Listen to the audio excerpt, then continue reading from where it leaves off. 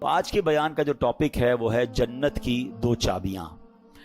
اب جنت کی چابیاں کیا ہیں؟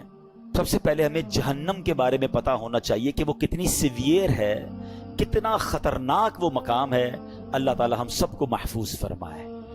یعنی اس کی سیویئرٹی کو اس بات سے دو باتیں بتاتا ہوں، ورنہ تو اتنی ڈیٹیل ہے کہ بندہ وہ ڈیٹیل پڑھ لے تو اس کے رونگٹے کھڑے ہو جاتے ہیں اور امیجنیشن بھی آپ نہیں کر سکتے۔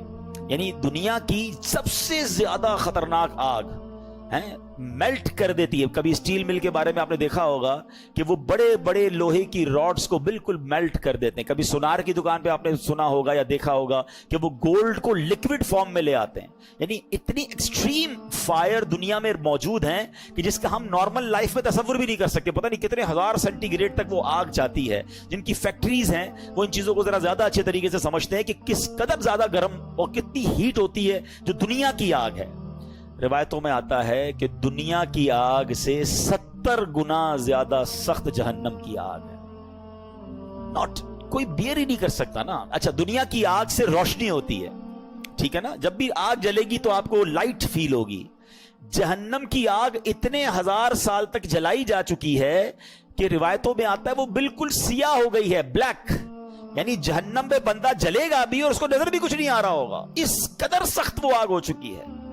اور فرمایا جہنمیوں کا سب سے ہلکا عذاب یہ ہے، یعنی کسی بھی جہنمی کو سب سے ہلکا عذاب، لوئسٹ جو پنشمنٹ ہے وہ یہ ہوگی کہ اس کو آگ کے جوتے پہنا دیے جائیں گے اور اس کی وجہ سے اس کا جو برین ہے وہ ہنڈیا کی طرح کھولتا ہوگا اور وہ سمجھے گا کہ پورے جہنم میں سب سے زیادہ عذاب مجھے دیا جا رہا ہے۔ یہ لوئسٹ کیٹیگری کا عذاب ہے۔ اللہ ہمیں لمحہ بھر بھی جہنم میں داخل نہ فرمائے۔ یہ ذرا سوچیے، یہ آسان نہیں ہے یہ کہنا ہے کہ ٹھیک ہے معاذ اللہ، کچھ لوگ تو عذاب کو بھی ہلکا سمجھ رہے ہوتے ہیں۔ میری آپ کی اوقات ہی نہیں ہے۔ یہ تو جہنم کا عذاب تو دور کی بات ہے، جب قبر میں عذاب شروع ہو جاتا ہے، پہلی منزل تو قبر ہے نا۔ روایتوں میں آتا ہے میرے آقا علیہ الصلوۃ والسلام نے فرمایا بے نمازی کو قبر ایسے دبائے گی کہ اس کی پسلیاں ٹوٹ پھوٹ کر ایک دوسرے میں پیوست ہو جائیں گی۔ کبھی عید والے دن زور سے کوئی دبا لے، چیخ نکل جاتی ہے، بولا ہڈیاں پسلیاں ایک دوسرے میں مل جائیں گی، اسے قبر دبا دے گی اس کو۔ پھر قبر کے سانپ، بچھو، آگ، انبیئریبل، یعنی ایسی سزا ہے ایک لمحہ بھی ہم نہیں سہ سکیں گے۔ ہم دنیا کی نارمل اپنے چولہے کی آگ پر 1 منٹ ہاتھ نہیں رکھ سکتے، 1 منٹ تو دور کی بات ہے، چند سیکنڈ نہیں رکھ سکتے، چیخ نکل جاتی ہے۔ غلطی سے گھر والے پکاتے پکاتے ان کے ہاتھ میں کوئی تیل کا چھینٹا آ جائے تو اس پہ بڑا سا پھوڑا ہو جاتا ہے۔ یہ ہماری اوقات ہے۔ ہماری آنکھیں کتنی نازک ہیں کہ جب سرما لگاتے ہیں نا تو ہاتھ کانپ رہا ہوتا ہے کہ یار زور سے کہیں سلائی لگ گئی تو آنکھ میں درد ہو جائے گا۔ کان ایئر بڈ صاف کرتے ہیں تو اتنا تھوڑا سا زور سے ایئر بڈ نکالے تو کان میں درد ہو جاتا ہے۔ روایتوں میں آیا جہنمیوں کے لیے عذاب یہ ہوگا کہ ان کی آنکھوں میں جہنم کے کیل ٹھوکے جائیں گے، کانوں میں پگھلا ہوا سیسا ڈالا جائے گا جو حرام سنتے اور حرام دیکھتے ہیں۔ ہم کبھی بھی جہنم کا ایک لمحہ برداشت نہیں کر سکتے۔ بس اللہ سے یہ دعا ہے ہماری مغفرت فرمانا، ہمیں لمحہ بھر بھی جہنم میں داخل نہ فرمائے، مگر اس کا خوف تو دل میں ہونا چاہیے نا۔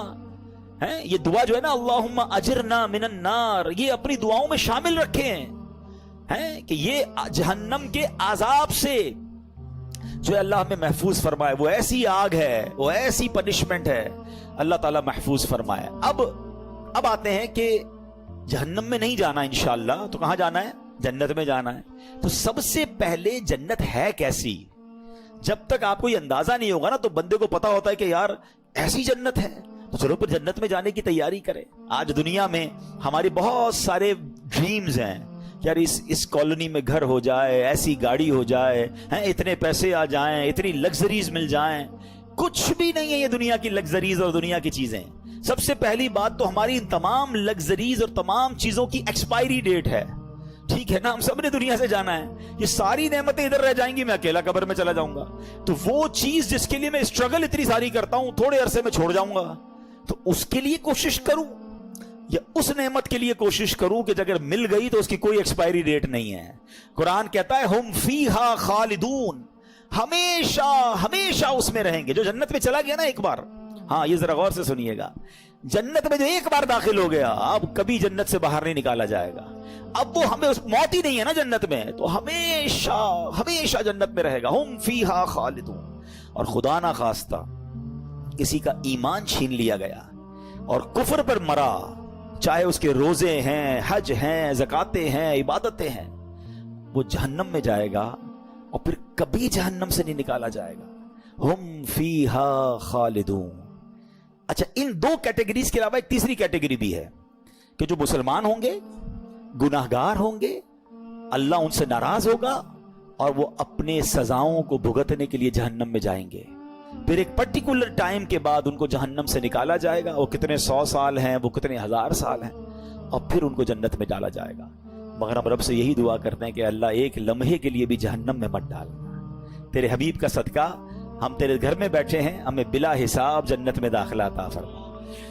تو جو جنت ہے نا، اس کی جو خوبصورت ترین بات یہ ہے کہ اس کی کوئی ایکسپائر ڈیٹ نہیں ہے. چلو جنت کی باتیں کرنے سے پہلے ایک مدینے کی بات کر لیتے ہیں، ایک عشق والی بات کر لیتے ہیں. ٹھیک ہے، ماشاءاللہ کئی مدینہ دیکھ آئے ہیں، کئی ایسے ہیں جو جا رہے ہیں. سبحان اللہ، اللہ ہمیں بھی حاضری عطا فرما. جو جنت، اب یہ فارمولہ یاد رکھیے گا، اللہ کی رحمت کا فارمولہ کیا ہے؟ ایک بار جنت میں جائے گا وہ جہنم میں داخل نہیں ہوگا. ٹھیک ہے، تو مدینہ منورہ میں بھی تو ایک جنت ہے نا. میرے آقا نے فرمایا نا صلی اللہ تعالی علیہ وسلم، فرمایا میرے روزے اور میرے ممبر کے درمیان جو حصہ ہے وہ جنت کی کیاریوں میں سے ایک کیاری ہے. ریاض الجنہ ہے نا مدینے میں. تو جو ایک بار ریاض الجنہ میں چلا گیا، یا اللہ تیری قدرت کا تو فارمولہ یہ ہے، تیری رحمت کا تو معاملہ یہ ہے کہ جو ایک بار جنت میں گیا وہ دوزخ میں جائے گا نہیں. تو سیدی اعلیٰ حضرت بڑی پیاری بات کرتے ہیں. آپ ایک شعر میں کہتے ہیں، جنت میں آ کے نار میں جاتا نہیں کوئی. اللہ تو نہیں فرمایا نا جنت میں جا کے نار میں جاتا نہیں کوئی. تو اے اللہ جب ہمیں ریاض الجنہ کی حاضری مل گئی ہے تو اب ہمیں جہنم میں داخل نہ فرمانا. تو اللہ کرے کہ ہمیں بار بار مدینے کی حاضری ملے، ہم ریاض الجنہ میں جائیں. اور یاد رکھیے مدینے میں صرف یہ ایک وادی جنت کی وادی نہیں ہے، یہ ایک علاقہ سے نہیں ہے. میرے آقا نے ایک وادی کے بارے میں فرمایا کہ جنت کی وادی ہے. جنت کا پہاڑ فرمایا جبل احد کو، ہے پورا اتنا بڑا پہاڑ، یہ جنتی پہاڑ ہے. چلو عشق والی ایک اور بات سن لو. آقا علیہ الصلوۃ والسلام فرماتے ہیں کہ احد مجھ سے محبت کرتا ہے، میں احد سے محبت کرتا ہوں، اور یہ میرے ساتھ جنت میں جائے گا. اب علماء نے بڑی پیاری ڈیبیٹ کی ہے اس میں. احد تو پہاڑ ہے نا، پہاڑ نبی پاک سے محبت کرے وہ جنت میں جائے، امتی محبت کرے کیسے دوزخ میں جائے گا؟ سچی محبت کر لو، سچا پیار کر لو، سچی غلامی اختیار کر لو، پھر انشاءاللہ جنت ہی ملنی ہے انشاءاللہ. میرے پیر و مرشد امیر اہل سنت کیسی حوصلہ افزائی والی بات فرماتے ہیں. آپ فرماتے ہیں، آقا کا گدا ہوں اے جہنم تو بھی سن لے، آقا کا گدا. اچھا، یہ لفظ گدا پر بھی کچھ لوگ کنفیوز ہو جاتے ہیں. یہ فارسی کا لفظ ہے. گدا کے معنی ہے بھکاری کے، غلام کے، منگتے کے، کہ میں نبی پاک کے در کا منگتا ہوں، اے جہنم تو بھی سن لے. آقا کا گدا ہو اے جہنم تو بھی سن لے، وہ کیسے جلے جو کہ غلام مدنی ہو. سبحان اللہ. اب آئیے کچھ جنت کی ڈیفینیشن وہ ہے کیسی. حدیثوں میں اور قرآن میں جنت کو بہت ڈیٹیل میں بیان کیا گیا، اتنی تفصیل بیان ہوئی ہے. سنتے جائیے اور ایمان تازہ کرتے جائیے. سیدنا ابو ہریرہ رضی اللہ تعالیٰ سے روایت ہے کہ نبی پاک علیہ الصلوۃ والسلام نے فرمایا، جنت کی زمین سفید ہے، اس کا میدان کافور کی چٹانوں کا ہے، اس کے گرد ریت کے ٹیلوں کی طرح مشک کی دیواریں ہیں، اور اس میں نہریں جاری ہیں. ایک حدیث پاک میں ہے، اس کی ایک اینٹ سونے کی ہے، ایک اینٹ چاندی کی ہے، اس کا گارا مشک کا ہے، اس کی کنکریاں، ہمارے روڈ پہ کنکریاں ہوتی ہیں نا، فرمایا جنت کی کنکریاں موتی اور یاقوت کی ہیں، اور اس کی مٹی زعفران کی ہے. ہائے ہائے، کیسی تعمیرات ہیں کہ ایک اینٹ سونے کی، ایک اینٹ چاندی کی. دیکھا ایسا کوئی دنیا میں محل، کوئی گھر دیکھا؟ آگے سنیے. سیدنا ابو ہریرہ رضی اللہ تعالیٰ فرماتے ہیں کہ نبی پاک علیہ الصلوۃ والسلام نے فرمایا، مسلم شریف کی حدیث، اللہ تعالیٰ نے ارشاد فرمایا کہ میں نے اپنے نیک بندوں کے لیے ایسی نعمتیں تیار کر رکھی ہیں جن کو کسی آنکھ نے نہ دیکھا، نہ اس کی خوبیوں کو کسی کان نے سنا، اور نہ ہی کسی انسان کے دل پر اس کی ماہیت یعنی اس کی امیجنیشن ہو سکتی ہے، نہ اس کا خیال گزرا. اب صرف اس ایک حدیث سے آپ جنت کو سمجھنے کی کوشش کریں. اگر میں آپ کو کہوں کہ دنیا کا سب سے لگژری ہاؤس کون سا ہے تو فوراً آپ کے دماغ میں کوئی بہت بڑا محل جناب جس کے بہت سارے کمرے ہوں گے, لگژریس آپ کوئی جگہ دیکھ لیں گے. اچھا دماغ میں نہیں آئے گا, آپ انٹرنیٹ پہ سرچ کر لیں گے کہ دنیا کا سب سے ایکسپینسو گھر کون سا ہے. میں کہوں گا بتائیے دنیا کا سب سے مہنگا کھانا اور جناب لگژری فوڈ کون سا ہے, یا تو آپ کے دماغ میں کچھ نعمتیں آ جائیں گی یا آپ انٹرنیٹ پہ سرچ کر لیں گے. اچھا دنیا کا سب سے اچھا ایئر کرافٹ کون سا ہے, دنیا کی سب سے اچھی گاڑی یا جناب بوٹس کون سی ہے, جو بھی لگژری چیز ہے یا تو وہ آپ کے دماغ میں ہے یا آپ اس کو انٹرنیٹ پہ سرچ کر کے دیکھ سکتے ہیں. ایسا ہی ہے نا, مگر یہ اس سے بھی اوپر کی بات ہے. فرمایا دماغ میں آ ہی نہیں سکتی ہے, نہ کسی آنکھ نے دیکھا نہ کسی کان نے سنا. اللہ نے ایسی نعمتیں تیار کر رکھی ہیں.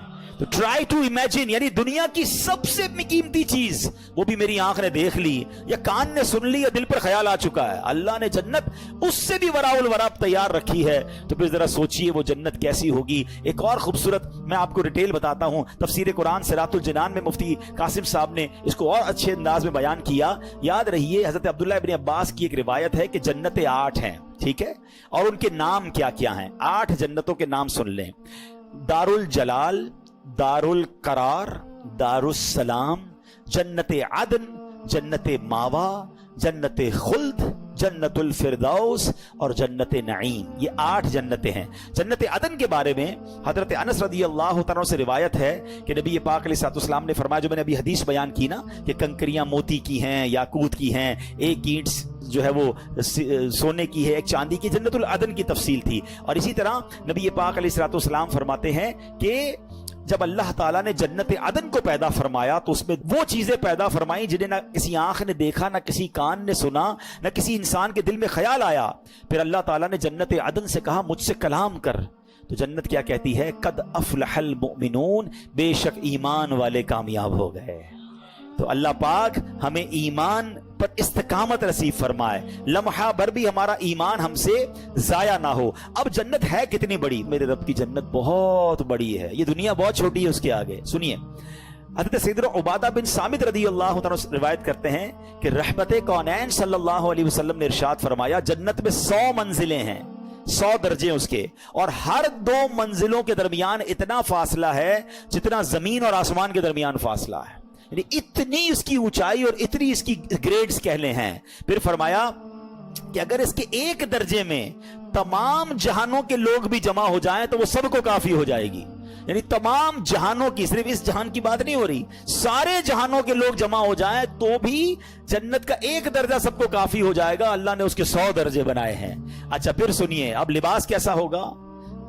لوگ یہاں پر بڑے مہنگے مہنگے لباس دے کر دل چھوٹا کر لیتے ہیں, برانڈڈ لوگ لباس پہنتے ہیں, میرے پاس نہیں ہے, دل چھوٹا نہ کیا کرو. میں آپ کو ایک اور خوبصورت کمپیریزن ابھی تھوڑی دیر بعد بتاؤں گا. جنت کا لباس کیسا ہے, قرآن کیا کہتا ہے, یحلون فیہا من اساور من ذہب ویلبسون ثیابا خضرا من سندس واستبرق. وہ اس میں سونے کے کنگن پہنائے جائیں گے اور سبز کپڑے قریب اور کنادیس کے پہنیں گے. اللہ اکبر, اتنے خوبصورت کپڑے ہوں گے. حضرت سیدنا کعب فرماتے ہیں کہ اگر اہل جنت کے کپڑوں میں سے ایک کپڑا آج پہن لیا جائے تو اس کی طرف سے دیکھنے والے کی نگاہ ختم ہو جائے گی, اچک لی جائے گی, اس کی نگاہ باقی نہیں بچے گی. اتنا خوبصورت اور چمکدار وہ لباس ہوگا اور آج کے لوگوں کی بینائیاں اسے برداشت نہیں کر سکتی. ایسا لباس جنتیوں کو پہنایا جائے گا. اچھا جنتیوں کی عمر کتنی ہوگی, کوئی بچہ بھی دنیا سے انتقال کر جاتا ہے, کوئی بوڑھا بھی انتقال کر جاتا ہے, مگر سنو جنت میں سب کی عمریں 30 سال کی ہوں گی. جتنے جنتی ہوں گے سب 30 ایئرس کے ہوں گے. اور ایک اور خوبصورت بات یہ ہے کہ جنتی آپس میں جب ملیں گے نا تو ان میں آپس میں رشتہ دار بھی ہوں گے. کیسا منظر ہوگا جب انشاءاللہ جنت میں جائیں گے تو اپنے ماں باپ سے ملیں گے, اپنے دادا دادی سے ملیں گے, بچپن میں جن کو دیکھا ہی نہیں ان سے بھی اللہ نے چاہا, اللہ کرے انہیں بھی اللہ جنت نصیب کرے, ہمیں بھی نصیب کرے. وہ کیسی خوبصورت ملاقات ہوگی. اور سچی بات تو یہ ہے عاشق رسول کی نگاہیں تو وہاں بھی نبی پاک کو تلاش کر رہی ہوں گی. یقین کریں بڑی تمنا ہے کہ آقا کا دیدار کریں. کیسا منظر ہوگا. آپ صدیق اکبر کا جلوہ دیکھیں گے, حضرت عمر فاروق کو دیکھیں گے, حضرت عثمان غنی کو دیکھیں گے, ہمارے دلوں کا قرار مولا علی کو دیکھیں گے. اللہ اکبر, امام حسن اور حسین کیسی شخصیات ہیں کہ ہم جیسے گناہگار انہیں بھی دیکھیں گے. یہ تصور ہی کیسا ہے کہ سوچئے تو صحیح کس کس سے ملاقات ہوگی. اللہ کے نبی حضرت ابراہیم وہاں ہوں گے, حضرت موسیٰ موسیٰ کلیم اللہ ہوں گے, حضرت آدم جن کی ہم اولاد ہیں ان کو بھی تلاش کر کے ان کے پاس جائیں گے کہ حضور آپ کے صدقے ہم دنیا میں آئے. سوچ سوچ کے ہی بندے کا ایمان تازہ ہو رہا ہوتا ہے کہ کیسی ملاقات ہوگی, وہ میٹنگز کیسی ہوں گی, کدھر کدھر جائیں گے اور انشاءاللہ وہ نظارے دیکھیں گے. اور سبحان اللہ, آج کل لوگ بڑے فوڈ لور ہوتے ہیں. آؤ بتاتا ہوں جنت میں کھانا کیسا ہوگا. قرآن کہتا ہے وَفَاكِهَةٍ مِّمَّا يَتَخَيَّرُونَ وَلَحْمِ طَيْرٍ مِّمَّا يَشْتَهُونَ, اور میوے جو پسند کریں اور پرندوں کا گوشت جو چاہیں, یعنی جو چاہیں گے امیجن کریں گے اور وہ کھانا سامنے آ جائے گا. اچھا کھانا تو آ جائے گا ہیں, لیکن کمال دیکھو, آج آپ کو جو بھی دنیا کی اچھی چیز پسند ہے, کسی کو بریانی پسند ہے تو کسی کو جناب سالن پسند ہے, جو بھی آپ کو پسند ہے, جب بھی وہ آپ کے سامنے آتا ہے اور آپ کو بھوک بھی لگی ہے, آپ دل سے کھاتے ہیں. مگر جیسے جیسے کھاتے جاتے ہیں نا, ذائقہ کم ہوتا جاتا ہے کیونکہ پیٹ بھرتا جاتا ہے. اور اگر پیٹ بھر جائے تو آپ دوبارہ کوئی رکھ دے تو آپ کچھ بھی نہیں کھا سکتے, آپ کہ میں نے کھانا کھا لیا ہے. مگر ایسا نہیں ہوگا. جنت میں کیا ہوگا سنو, آقا علیہ الصلوۃ والسلام فرماتے ہیں جنتیوں میں جو سب سے نچلے درجے کا جنتی ہوگا نا, لوئسٹ کیٹیگری کا ہے, فرمایا وہ جس کے ساتھ 10,000 خادم ہوں گے. اتنے سارے نوکر دیکھ کر پریشان ہو جاتے ہیں نا یار, ایک بندے کے اتنے امپلائیز ہیں. سب سے نچلے درجے کے جنتی کے 10,000 خادم ہوں گے, اور ہر خادم کے ہاتھ میں 2 پیالے ہوں گے. ایک پیالہ سونے کا ہوگا, ایک چاندی کا ہوگا. ہر پیالے میں کھانے کی ایسی قسم ہوگی جو دوسرے میں نہیں ہوگی, یعنی everything is different than اندر ون. اور فرمایا وہ آخر سے بھی, یعنی اس کی آخر سے بھی ایسے ہی کھائے گا جیسے پہلے سے کھائے گا, یعنی ہر نوالے میں اس کو نئی لذت مل رہی ہوگی, اس کی لذت کم نہیں ہوگی. اللہ اکبر. اب بندہ کسی پرندے کی خواہش کرے گا, اڑتا ہوا پرندہ بھن کر اس کے سامنے آ جائے گا. اللہ اکبر. اب ذرا غور کیجئے, اب کھانا تو کھا لیا, ہضم کیسے ہوگا؟ آج کے دور میں تو ہمیں واش روم کی ضرورت پڑتی ہے, یہ بھی ایک پاکیزگی کے معاملات ہو جاتے ہیں, گندگی کے معاملات ہوتے ہیں. فرمایا جنت میں کوئی اس طرح کی حاجت نہیں ہوگی. ایک خوشبودار ڈکار آئے گی اور سارا کھانا ہضم ہو جائے گا. ہلکا سا پسینہ نکلے گا, وہ بھی خوشبودار ہوگا, اور تمام چیزوں سے بندہ فارغ ہو جائے گا. ان تمام حاجتوں کی اسے ضرورت نہیں ہوگی. جنتیوں کو جنت میں پاکیزہ شراب بھی پلائی جائے گی. کیسا مشروب ہوگا؟ اللہ اکبر. یطوف علیہم ولدان مخلدون. قرآن کہتا ہے ان کے گرد پھریں گے ہمیشہ رہنے والے لڑکے, باقواب اباریک, اور آفتاب اور جام ان کے سامنے ہوں گے, وکاسم من معین, اور ان کے سامنے بہتی شراب, لا یصدعون عنہا ولا ینزفون. ان کو پی کر نہ درد سر ہوگا نہ مدہوش ہوں گے, کوئی ہوش میں فرق نہیں آئے گا. یعنی ایسی پاکیزہ شراب ہوگی کہ جو انسان کو مدہوش نہیں کرے گی بلکہ اس کی لذت ملے گی. اچھا جناب, دنیا میں ایک اور لگژری کیا ہے یار, اس ملک کا موسم بڑا اچھا ہے, ویدر انجوائے کرنے چلتے ہیں. آؤ بتاتا ہوں جنت کا موسم کیسا ہوگا. اللہ نے کتنی ڈیٹیل میں قرآن میں جنت کو بیان کیا ہے. اللہ اپنی نعمت کے بارے میں فرماتا ہے لا يرون فیہا شمسا ولا زمہریرا. فرمایا نہ اس میں دھوپ دیکھیں گے نہ سخت سردی, یعنی جنت کا موسم بالکل خوبصورت. علماء کہتے ہیں جو صبح کو موسم ہوتا ہے یا شام کا جو موسم ہوتا ہے, ماڈریٹ کلائمیٹ جو ہوتا ہے, جنت کا موسم بھی ایسا ہوگا. جنت کے درخت کیسے ہوں گے؟ میرے آقا فرماتے جنت میں ہر درخت سونے کا ہے, ہر درخت کا تنا جو ہے وہ سونے کا ہے. اچھا پھل کیسے ہوں گے اور پھل سرو کیسے ہوں گے؟ اللہ اکبر. حضرت سیدنا برا بن عازب رضی اللہ تعالیٰ عنہ نے فرمایا کہ اللہ عز و جل کے فرمان وَذُلِّلَتْ قُطُوفُهَا تَذْلِيلًا, اور اس کے گچھے جھکا کر نیچے کر دیے گئے ہوں گے. اس کی تفسیر میں فرماتے ہیں کہ اہل جنت جنت کے پھل بیٹھ کے کھا سکیں گے اور لیٹ کر بھی کھا سکیں گے, یعنی درخت ان کے قریب آ جائے گا اور وہ بیٹھے بیٹھے درخت سے پھل توڑ کر فریش فروٹس جو ہیں وہ جنتی کھا سکیں گے. اللہ اکبر. اب آگے چلیے, جنت میں ایک اور اللہ کی نعمت, وہ جنت کی حوریں ہیں جو اللہ نے نیک بندوں کے لیے تیار کر رکھی ہیں. سیدنا سعد بن ابی وقاص سے روایت ہے, ترمذی کی حدیث ہے, اللہ کے حبیب علیہ الصلوۃ والسلام نے فرمایا اگر جنتیوں میں سے کوئی شخص دنیا کی طرف جھانکے اور اس کے کنگن ظاہر ہو جائیں تو اس کی روشنی سورج کی روشنی کو مٹا دے جیسے کہ ستاروں کی روشنی کو سورج مٹا دیتا ہے. اور فرمایا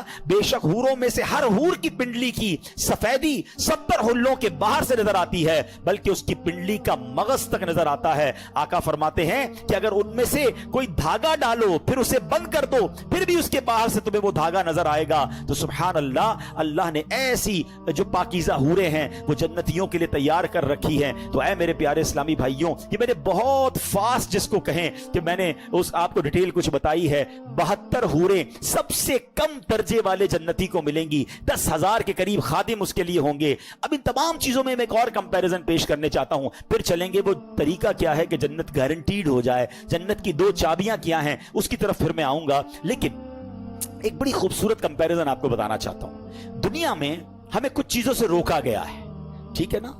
मर्द को कहा है जेवर नहीं पहनने, मर्द को जेवर अलाउ नहीं है, सोने के चांदी के जेवर, एक अंगूठी और उसकी तफसील है, उसके अलावा कुछ भी नहीं पहन सकता। ओके, मर्द को कहा गया है हराम मत कमाना है, हराम रोजी के करीब मत जाना, और उसके जरिए बेशक तुम्हें अच्छे कपड़े ना मिल सके, बेशक बड़ी रिहाइश ना मिल सके, हराम औरत के करीब मत जाना, बदकारी के करीब मत जाना, ठीक है। इन चीजों से रोका गया, शराब पीने से रोका गया। आप मजे की बात देखें, मुझे और आपको दुनिया में जिस जिस चीज से रोका गया ना, उसका बेहतरीन ऑल्टरनेट जन्नत में रब ने तैयार कर रखा है। शराब से रोका, ये गंदी शराब ना पियो, ये जहन्नम में ले जाएगी। सबर कर लो, अल्लाह ने जन्नतियों के लिए पाकीज़ा शराब तैयार कर रखी है। बेपर्दा, बेहया और तुम्हारी गैर महरम औरतों के करीब भी मत जाओ।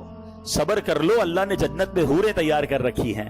हराम रोजी कमाकर महंगे खाने के पीछे मत भागो, सबर कर लो, अल्लाह ने तुम्हारे लिए पाकीज़ा जन्नती खाने तैयार कर रखे हैं। तुम्हें शानदार घर यहां नहीं बना सके, कोई बात नहीं, सबर करो, मत मायूस हो, सबर कर लो, अल्लाह ने जन्नत में तुम्हारे लिए शानदार महल, अरे कौन सा दुनिया का महल है जिसकी एक ईंट सोने की और दूसरी ईंट चांदी की है, अल्लाह ने वो तैयार कर रखी है। मर्दों से कहा जेवर मत पहनना, दिल चाहता है कुछ लोगों का, कोई पता नहीं ब्रेसलेट पहनता है, कोई चेने पहनता है, मत पहनो भाई, इधर थोड़ी देर की जिंदगी है, अब जाने वाले हैं।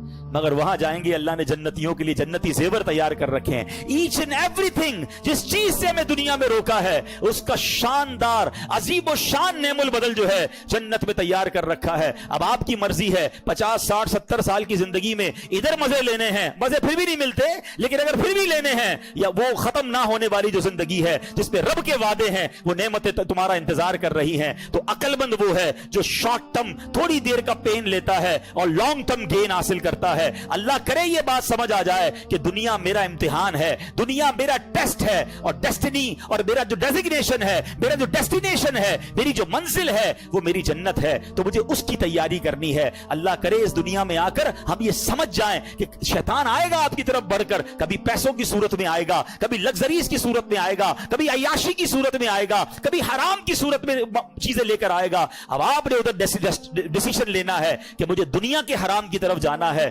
जन्नत की नेमतों की तरफ जाना है। अक्लमंद वो हैं जो दुनिया में जीते इसलिए हैं कि मैंने जन्नत में जाना है। और यही बात रब ने कुरान में फरमाई है, अल्लज़ी खलक़ल मौत वल हयात लियब्लुवकुम अय्युकुम अहसनु अमला। हमने मौत और जिंदगी को पैदा ही इसीलिए किया है। कुरान ने खुद कह दिया कि हमने मौत और जिंदगी को पैदा ही इसीलिए किया है ताकि देखें तुम में से कौन अच्छे अमल करके आता है।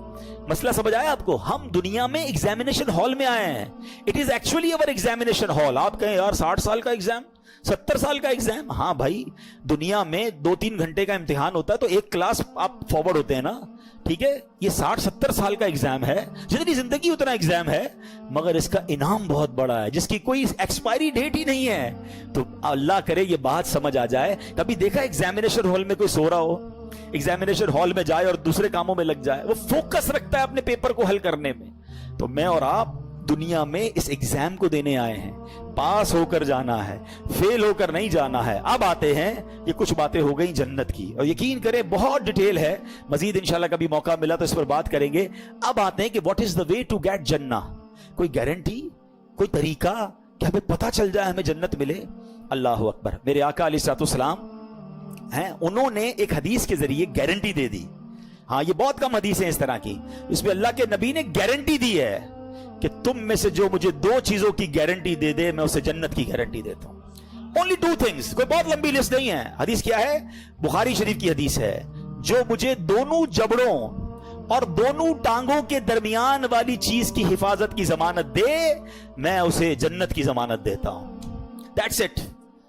क्या फरमा दिया? अब इसका मतलब क्या है? इसकी शरह में उलमा ने लिखा कि 2 जबड़ों के दरमियान क्या है? जबान, और 2 टांगों के दरमियान क्या है? Private part, शर्मगाह।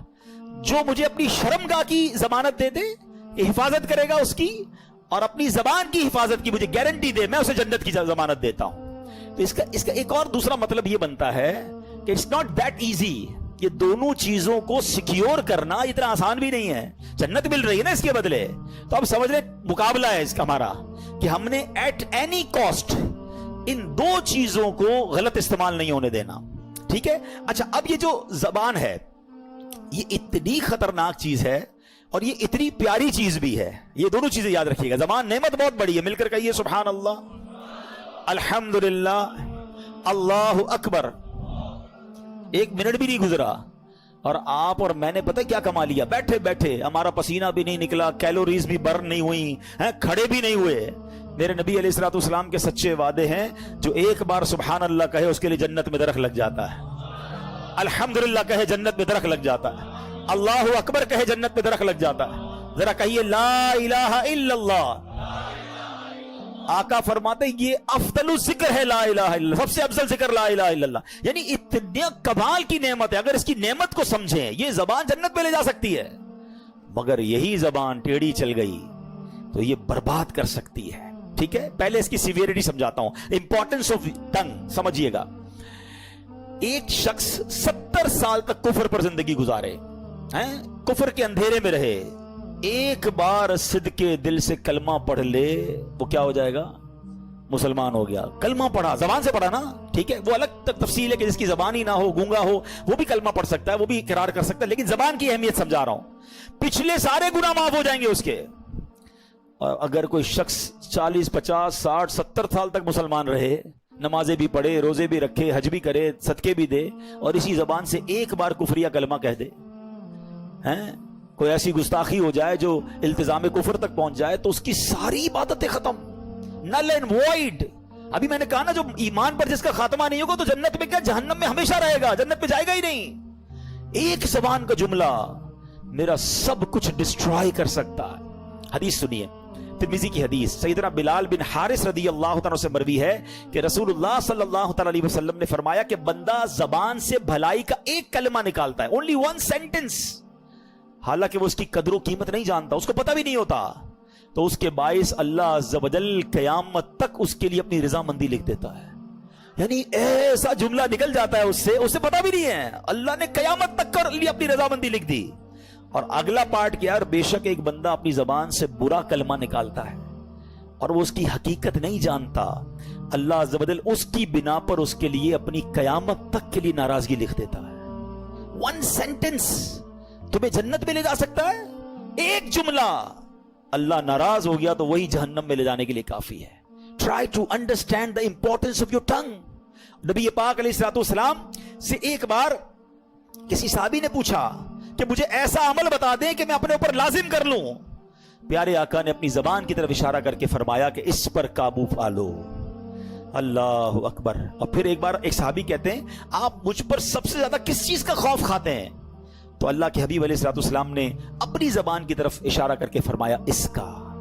ہمیں تو فکر ہی نہیں ہے، جو منہ میں آیا بول دیا۔ حالانکہ آپ ذرا غور کریں نا، اس زبان کی حفاظت کے لیے 32 پہرے دار ہیں، 32 دانت ہیں، پھر زبان پیچھے رکھی گئی ہے، لیکن جب یہ چلتی ہے نا تو 32 پہرے داروں کا پہرا توڑ کر وہ کچھ کر جاتی ہے، گناہوں کی انبار لگا دیتی ہے، لوگوں کے دل توڑ دیتی ہے، میں احساس ہی نہیں ہوتا۔ وہ پہلے جملہ آپ نے سنا ہوگا نا، پہلے تولو بعد میں بولو۔ پہلے مومن جو ہوتا ہے نا، بڑی پیاری بات علماء نے کہی کہ مومن کی زبان دل کے پیچھے ہوتی ہے، پہلے وہ دل سے سوچتا ہے پھر بولتا ہے، اور جو منافق ہوتا ہے نا اس کی زبان آگے ہوتی ہے، بول کے پچھتا رہا ہوتا ہے، یار نہیں بولنا چاہیے تھا، یہ میں نے کیا کر دیا۔ ہم میں سے کئی ایسے ہوں گے جو بول کے کئی بار پچھتائے ہوں گے، چپ رہ کر بندہ نہیں پچھتاتا ہے۔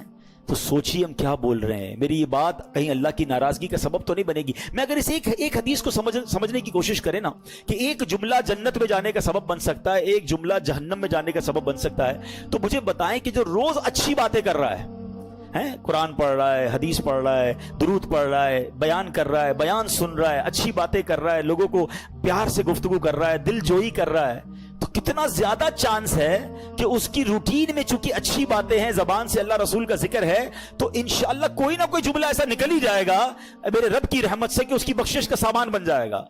اور جو پورا دن بری باتیں کر رہا ہے، دوستوں کے ساتھ بیٹھتا ہے تو گالیاں دیتا ہے، کاروبار کرتا ہے تو جھوٹ بولتا ہے، کبھی کسی کو ڈانٹ رہا ہے، کبھی کسی کو جھاڑ رہا ہے، کبھی کسی کا دل توڑ رہا ہے، زبان چلی جا رہی ہے، تو کتنا سیویئر چانس ہے، کتنا ڈینجرس چانس ہے کہ اس کی زبان سے کوئی ایسا جملہ نکل سکتا ہے جو قیامت تک کے لیے اللہ کی ناراضی کا سبب بن سکتا ہے۔ تو زبان ایمان بھی دلا سکتی ہے، زبان ایمان سے خارج بھی کر سکتی ہے۔ اچھا یہ ایک اور بات کر لوں، کچھ لوگ کہتے ہیں شیطان جو ہے نا وہ پتہ نہیں کیسے دماغوں پر قبضہ کرتا ہے۔ لوگ کہتے ہیں یار ان مولویوں نے جو ہے نا دین بڑا مشکل کر دیا ہے، کیا ایک جملے سے بندہ ایمان سے خارج ہو جائے گا؟ ایک جملے سے کیا ہوتا ہے بھائی، اللہ معاف کرنے والا ہے۔ واہ بھائی واہ، ٹھیک ہے، چلے میں 2-3 اور مثالیں دے دیتا ہوں۔ پہلے تو پہلی مثال یہی ہے کہ 60-70 سال کوئی کفر پر رہے اور کلمہ پڑھ لے اس صدق کے دل کے ساتھ، تو مسلمان ہوگا کہ نہیں ہوگا؟ تو 70 سال کی کفر ایک طرف ایک جملے سے مسلمان ہو سکتا ہے، تو کیا ایک جملے سے باہر نہیں ہو سکتا؟ ٹھیک ہے، چلیں اور مثال لے لیں، زیادہ تھوڑی اور مثالیں سمجھا دیتا ہوں۔ ایک عورت اجنبی جا رہی ہے، میرا کوئی رشتہ نہیں ہے اس سے، 2 مرد 2 گواہوں کی موجودگی میں چند جملے ہی کہنے نا، نکاح میں کیا ہوتا ہے؟ ایجاب و قبول ہی ہے نا۔ وہ عورت جس سے کوئی رشتہ نہیں، چند جملوں سے کیا ہو گئی؟ زوجہ بن گئی، بیوی بن گئی، پردہ بھی ختم ہو گیا۔ اچھا اسی عورت کے ساتھ 50 سال گزار لیے، کئی بچے ہو گئے، وہ دادی بن گئی، نانی بن گئی، چند جملے کہہ دیے، کیا ہوگا؟ طلاق کے جملے کہے تو گئی نا، غیر ہو گئی نا یار، اتنا پرانا رشتہ چند جملوں سے ختم۔ ٹرائی ٹو انڈرسٹینڈ زبان کیا چیز ہے، چند جملوں سے غیر کو اپنا کر سکتی ہے اور چند جملوں سے اپنے کو غیر کر سکتی ہے۔ ٹھیک ہے، تو بہت ساری چیزیں ہم زندگی میں کر رہے ہوتے ہیں، اس میں سمجھ آ رہی ہوتی ہے، اس معاملے میں بندہ شیطان کہتا ہے نہیں یار کچھ نہیں ہوتا کچھ، ارے توبہ کر لو بھائی، اگر زبان سے نکل گیا ہے تو کیوں ضد کر رہے ہو، اور سمجھو اس بات کو۔ اچھا دنیا میں چلیں، میں کئی ممالک کی آپ کو مثال دوں گا، عقل مندوں کے لیے اشارہ کافی۔ ہمارے ملک میں بھی آپ کچھ اداروں کے بارے میں بات نہیں کر سکتے، کچھ شخصیات کے بارے میں بات نہیں کر سکتے، آپ بات کریں آپ کو پکڑ لیا جاتا ہے، کئی ملکوں میں قانون ہے۔ تو آپ کہیں یار جملے ہی تو کہتے بھائی، تو بھائی جملے نہیں کہہ سکتے نا، منع ہے، ان کے قوانین ہیں، تو ٹھیک ہے ان کے قوانین پر آپ عمل کریں۔ ٹھیک ہے، آپ کاروباری لوگ بیٹھے ہیں، آپ نے کسی کا کہا یہ ٹھیک ہے بھائی یہ سودا میں نے لے لیا آپ سے، یہ پلاٹ میں نے خرید لیا، یا میں نے کپڑا آپ سے خرید لیا ہے، ڈیل کر لیا، آپ نے ایکسپٹ کر لیا، 1-2 مہینے بعد ریٹ نیچے چلا گیا، آپ کہیں یار کس بات کا سودا بھائی، جملہ ہی تو کہا تھا، نہیں زبان پکی بھائی، کاروبار کہتے ہی اسی کو ہیں، منہ سے نکل گیا تو کرنا پڑے گا، ادھر سمجھ آ رہا ہے سب۔ شریعت کے معاملے میں نہیں یار ایک جملے سے کیا ہوتا ہے۔ تو کمال یہ ہے کہ شیطان غلط کہہ کر بھی ماننے نہیں دیتا، مسٹیک کو بھی ایکسپٹ نہیں کرنے دیتا، توبہ بھی نہیں کرنے دیتا۔ تو شریعت کے قوانین کو سمجھیں، جب دنیا میں ہم ایک ایک جملے کی اہمیت کو سمجھتے ہیں اور وہاں نہیں سمجھتے، تو یہ بات ہمیں سمجھنی ہوگی، اور زبان کی امپورٹنس اور اس کی اہمیت کو سمجھیے۔ اب زبان سے ہونے والے گناہ سب پتہ ہے ہمیں، مطلب میں کوئی ایسی نئی بات نہیں کرنے آیا، میں تو صرف انڈیکیٹ کرنے آیا کہ سمجھو یہ 2 چیزوں کی گارنٹی دینی ہے، ان 2 چیزوں کو سیکیور کرنا ہے۔ گناہ کیا کرتے ہیں؟ جھوٹ بولتے ہیں، اور جھوٹ کتنا بڑا گناہ ہے، اللہ کے حبیب علیہ الصلوۃ والسلام فرماتے ہیں، حدیث پاک کا مضمون ہے، بندہ جب جھوٹ بولتا ہے تو اس کے منہ سے ایسی بدبو نکلتی ہے کہ فرشتہ 1 میل دور ہو جاتا ہے۔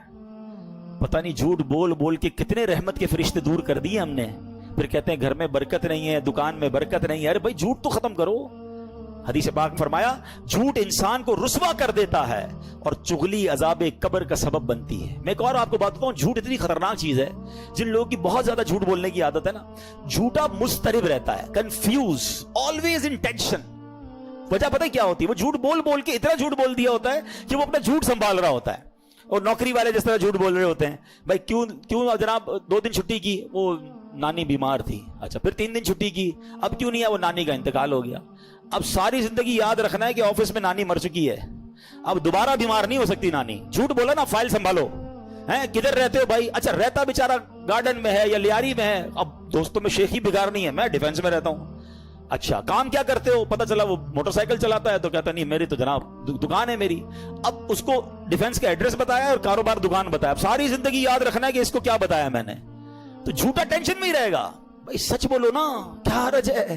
آپ نیند میں بھی کوئی اٹھا کے پوچھے گا کہاں رہتے ہو، آپ پراپر ایڈریس بتاؤ گے، کیا کام کرتے ہو صحیح بتاؤ گے۔ جب سچ بولو گے، روایتوں میں آتا ہے سچے کے چہرے پہ نور ہوتا ہے، سچا ریلیکس ہوتا ہے، اس کو کوئی ٹینشن نہیں ہوتی۔ جھوٹ بولنے والا مضطرب رہتا ہے، ٹینشن میں رہتا ہے۔ آپ دیکھ لیں نبی پاک علیہ الصلوۃ والسلام جب کفار کو تبلیغ فرماتے تھے نا، تو لوگ پتہ کیا کہتے تھے؟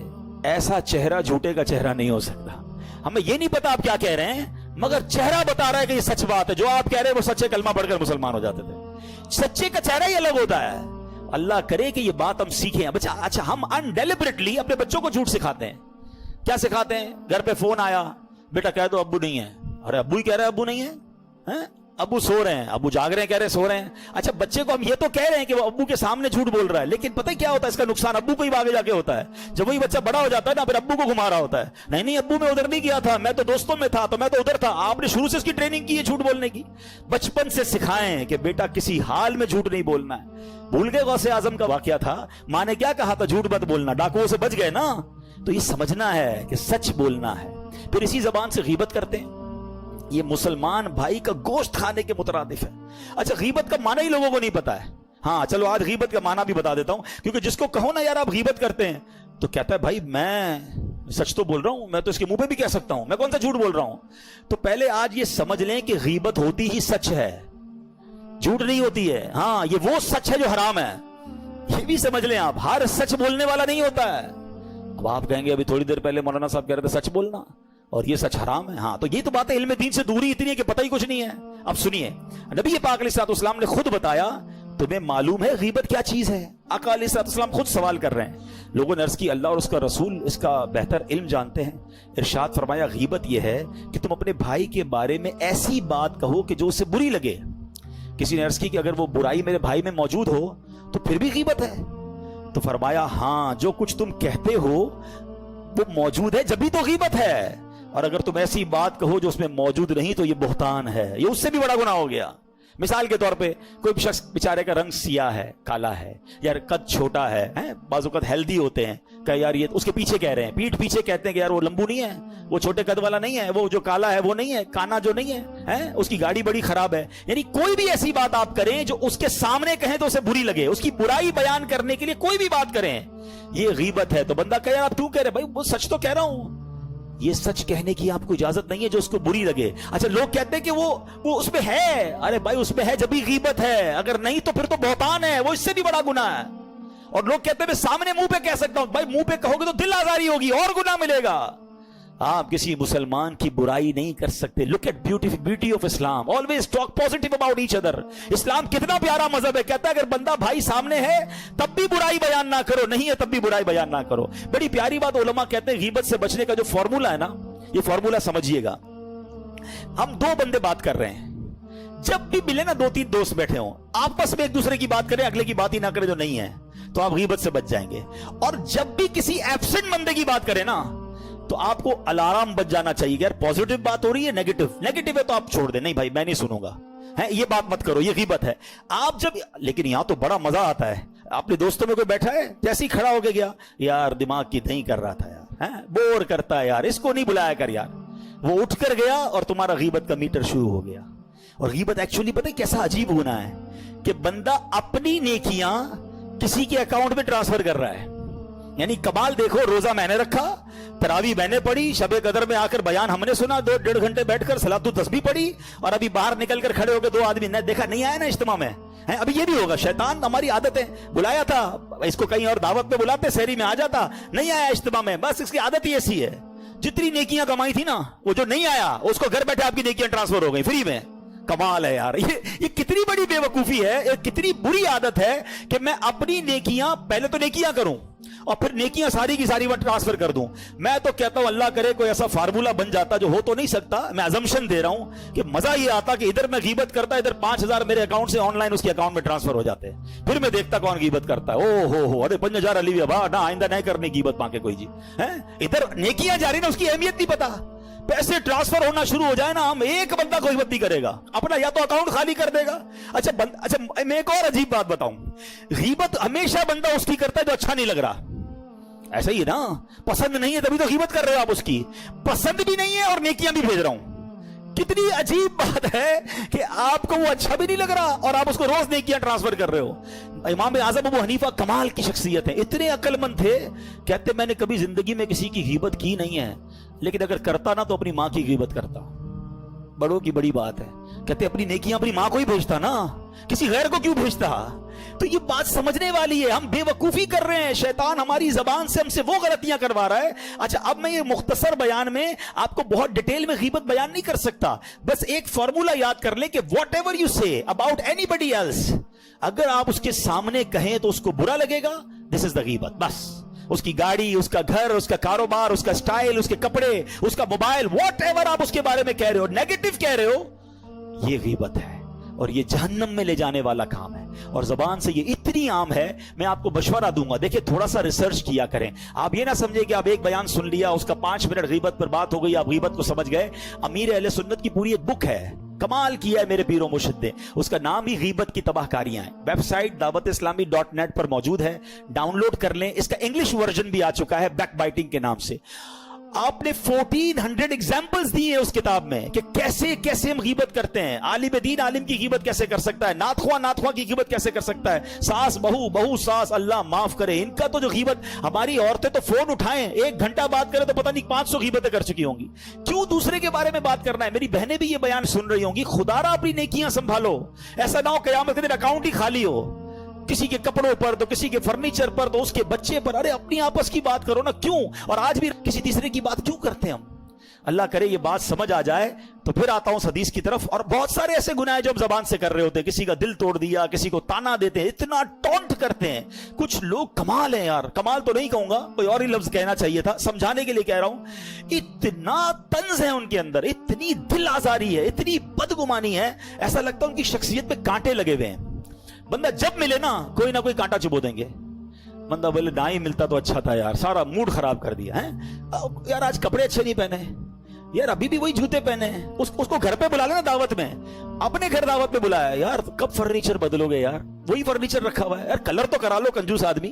भाई तेरे को घर बुलाया इंस्पेक्शन के लिए थोड़ी बुलाया है, मेहमान मन के रहो। यानी दावत खाएंगे, खाना भी खा के जाएंगे, मुलाकात, ऑलवेज दे हैव कंप्लेंट्स।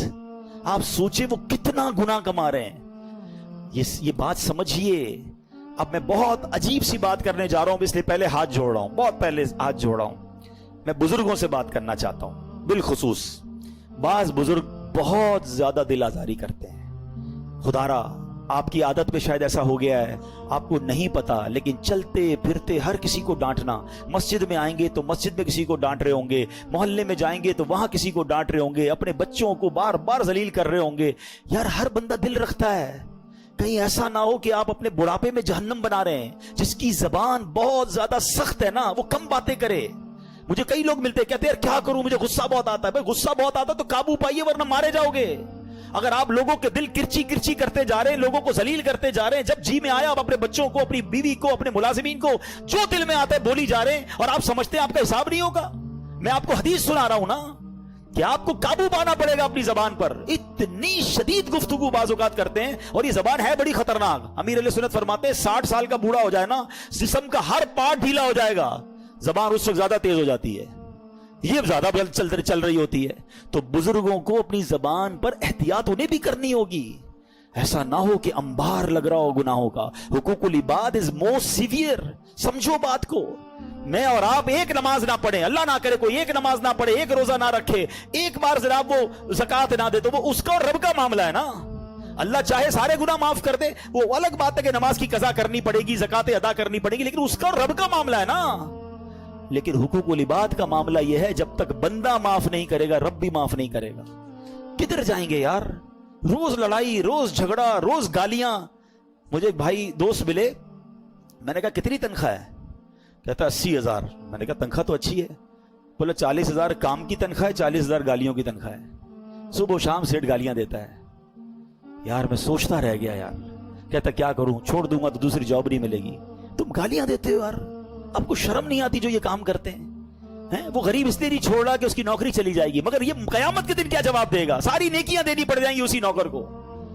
तो ये जो मजलूम होते हैं ना, घबराया नहीं करो। जो आपको डांटते हैं, जो झाड़ते हैं, जो झिड़कते हैं, दिल बड़ा रखो, हिसाब मिलना है। अल्लाह हौसला दे तो माफ कर दिया करो, लेकिन वो मारे जाएंगे जालिम। तो अल्लाह करे ये बात समझ आ जाए। मैं बात बहुत बड़ी कर गया हूं, लेकिन चूंकि मैं खुद इस तजुर्बे से गुजरा हूं, और मुझे कभी कभी रहम आता है। यकीन करो कुछ लोगों पर रहम आता है कि यार उनकी जबान हर वक्त गीबत, बदगुमानी, लोगों से लड़ाई झगड़ा, तंज। मैं कहता हूं यार इस बंदे का होगा क्या कयामत के दिन? यार कभी कभी जब हमें सुना के जाता है ना, तो हमें लगता है यार ये चलो हम तो बर्दाश्त कर लेंगे, सुबह शाम कितनों को सुना रहा है।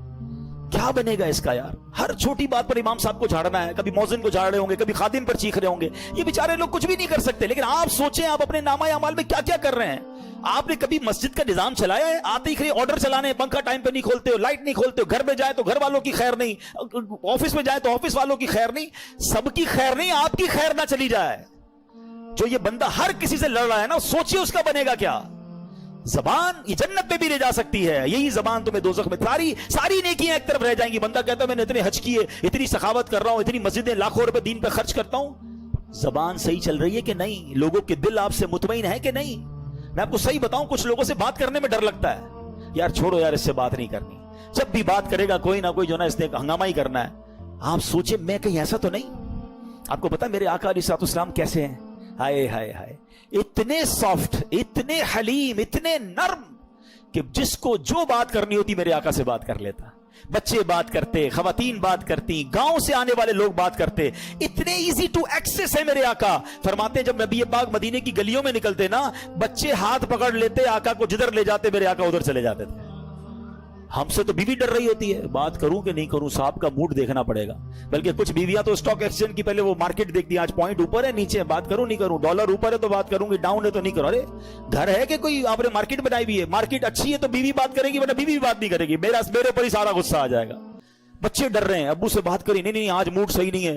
بیچارہ کسی ملازم کو کوئی کام ہے، مینیجر سے پوچھتا ہے بات کر لوں؟ نہیں صاحب بہت غصے میں. ارے صاحب مطلب کیوں اپنے آپ کو اپنا اورا ایسا کیوں رکھا ہے کہ لوگ آپ سے ڈر رہے ہیں؟ یار مومن تو آسان ہوتا ہے، جس کو جو بات کرنی ہے مجھ سے بات کرے، مجھ سے خوف نہ کھائے. اگر لوگ مجھ سے خوف کھائیں گے اور میرا رب ناراض ہو گیا تو میں پھر کتنے بڑے خوف میں مبتلا ہو جاؤں گا. نہیں رکھو روب میں لوگوں کو، نہیں رکھو تکلیف میں لوگوں کو. آسانیاں پیدا کریں، سافٹ ہو جائیں. واللہ جو لوگوں کے لیے آسان بنتا ہے اللہ اس کی زندگی آسان کر دیتا ہے. لوگ پلکیں بچھاتے ہیں.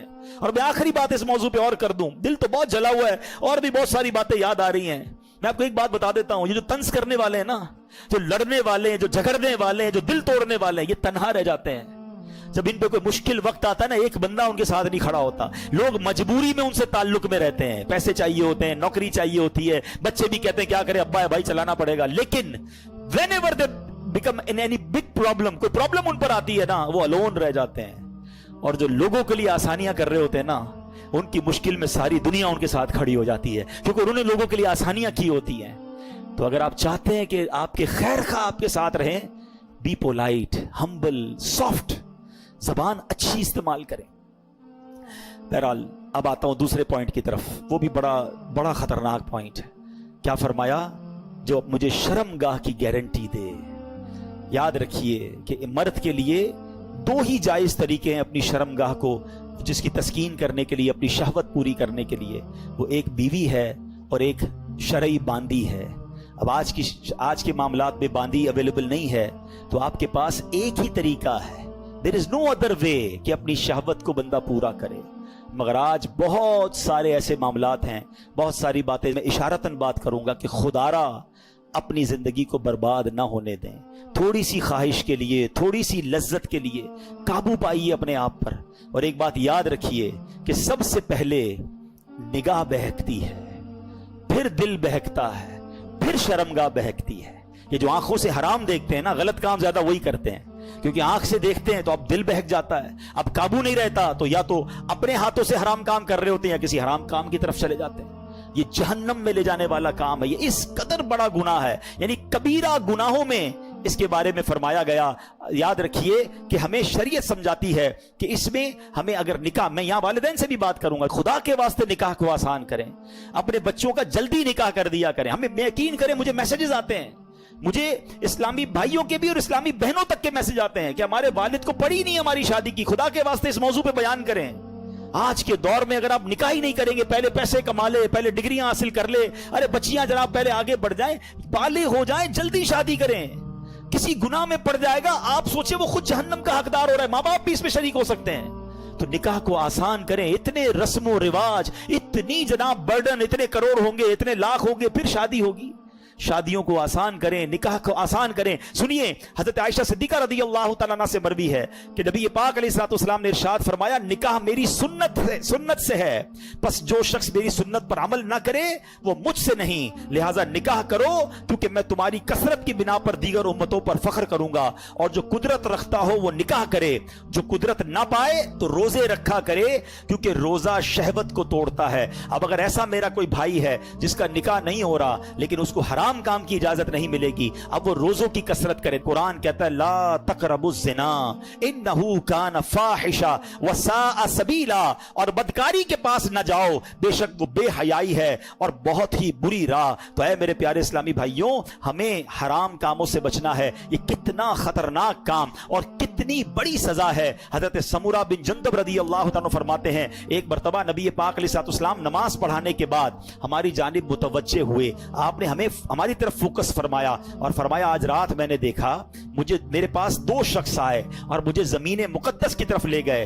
हम एक तनूर की मिसल घड़े के पास पहुंचे जिसका ऊपर का हिस्सा तंग था, नीचे का कुशादा था, उसमें आग भड़क रही थी, उसमें कुछ मर्द भी थे, कुछ औरतें भी थी जो बरहना हैं। जब आग का शोला बुलंद होता वो ऊपर आ जाते, जब शोले कम हो जाते वो भी शोलों के साथ नीचे चले जाते। मैंने पूछा, ये क्या है? तो फरमाया, उन दोनों ने जवाब दिया, ये लोग जिना करने वाले हैं। क्या ये अजाब हम बर्दाश्त कर सकेंगे? थोड़ी देर की लज्जत के लिए कहीं कयामत के दिन के खतरनाक अजाब के हम हकदार ना ठहर जाएं। अल्लामा शम्सुद्दीन ज़हबी नकल करते हैं कि ज़बूर शरीफ में है, बेशक जिना करने वालों को उनकी शर्मगाह के जरिए आग में लटका दिया जाएगा, उन्हें लोहे के कोनों से मारा जाएगा। जब वो मार पड़ने पर फरियाद करेंगे तो अजाब के फरिश्ते कहेंगे, ये आवाज उस वक्त किधर थी जब हंसते थे, खेलते थे और इतराते थे, बेहयाई करते थे और जिना करते थे, उस वक्त तुम्हें याद नहीं आया, अब चीखो पुकार कर रहे हो। तो सोचिए, आज बंदा कहता है, यार पाकिस्तान में जानने वाले हैं, किसी और मुल्क चलते हैं, किसी और इलाके में चलते हैं, वहां बड़ा आसान है अय्याशी करना। ना करें, बेहयाई से बचें। अच्छा, ये जो है ना हया, ये मिलती सोहबत से है, ये हमेशा याद रखिएगा। अगर आप चाहते ना इन गुनाहों से बचें तो हमें ऐसे दोस्त बनाने पड़ेंगे जो बाहया है। बेहयाइयों के साथ रहकर आप नहीं बच पाएंगे। यहां आखिरी बात कर देता हूं कि यहां एक और बड़ा मसला पता है क्या हो गया है? लोग कहते हैं, भाई मुझे बहुत कंट्रोल है, मेरे दोस्त गलत काम करते हैं, मैं उनके साथ रहता हूं, मैं नहीं करता।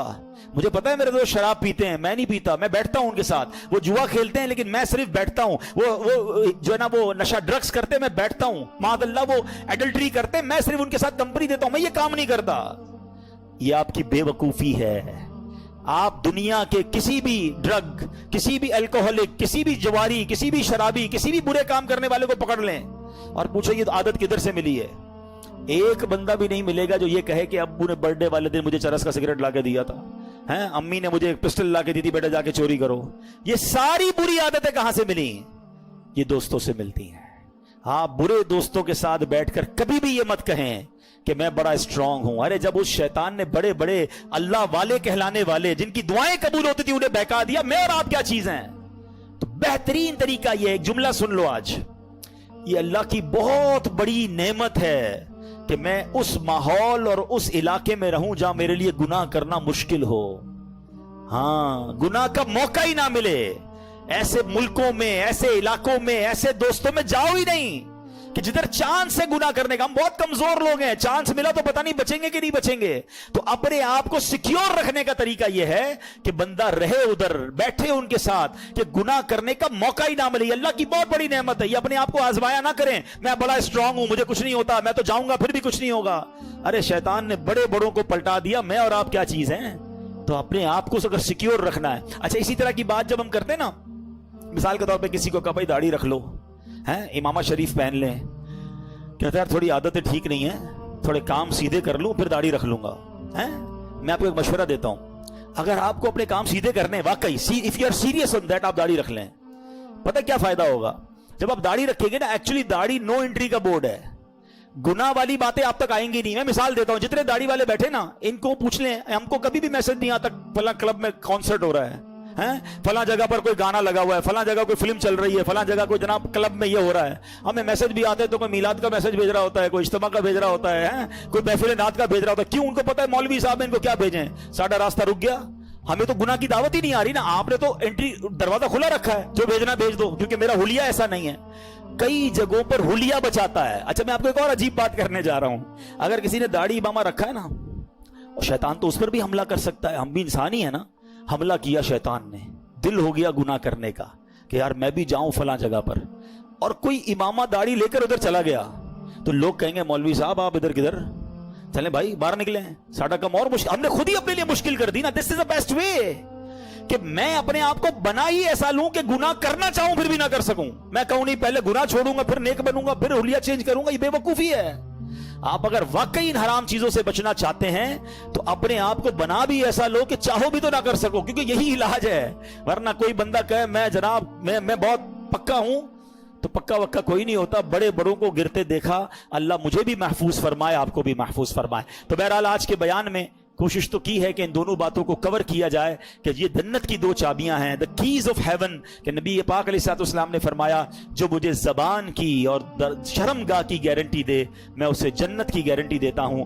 آج سے پہلے ہم میں سے کوئی بھی ایسا ہے, خود جانتے ہم کہ زبان کی بے احتیاطیاں بھی کسی سے ہو چکی ہوں گی, شرمگاہ کی بے احتیاطیاں بھی ہو گئی ہوں گی. اب بندہ سوچے یار اب میرا کیا بنے گا, میرا رب بڑا قریب ہے, ہاں میرے رب نے راستہ پھر بھی رکھا ہے. اب تک جو ہو گیا نا اس سے توبہ کر لیں, سچی توبہ کر لیں. التائب من الذنب کمن لا ذنب لہ. آقا فرماتے گناہوں سے توبہ کرنے والا ایسا ہے جیسا اس نے گناہ کیا ہی نہیں ہے. Null and void, deleted. تو آج توبہ کریں اور آج کے بعد نیت کریں کہ انشاءاللہ ان دونوں چیزوں کو فقط حلال ذریعے پہ استعمال کریں گے. زبان کے گناہوں سے بھی بچیں گے, شرمگاہ کے گناہ سے بھی بچیں گے, اور انشاءاللہ اللہ کی رحمت سے نبی پاک کے پیچھے پیچھے جنت میں جائیں گے. اللہ پاک عمل کرنے کی توفیق عطا فرمائے.